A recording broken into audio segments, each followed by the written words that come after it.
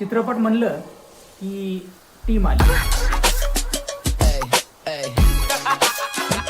आणि प्रत्येक जण आपापला रोल निभावत असतो. मग तो अभिनयाचा असू द्या नाहीतर टेक्निकलचा असू द्या. चित्रपटामध्ये सर्वात महत्त्वाचे काही भाग असतात. त्यापैकी एक म्हणजे रंगभूषाकार, मेकअप आर्टिस्ट. आमच्या सरपंच द पॉवरमॅन या चित्रपटाची मेकअप आर्टिस्ट होती ती मोनिका.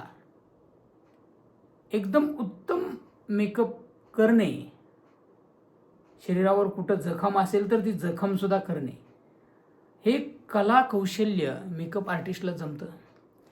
म्हणजे जे खरं नसतं ते खरं आहे असं आपल्याला चित्रपटातनं दाखवणं म्हणजे हे मेकअप आर्टिस्टचं काम.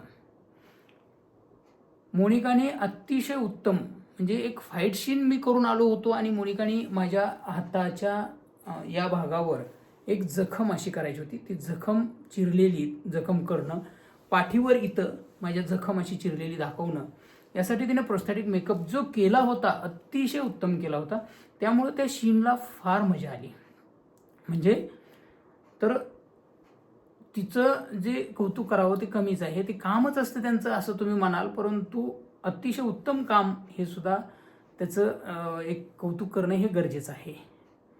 तर आपण पहा आता की मेकअप आर्टिस्टने कसं मेकअप केलेला आहे. Strive for greatness.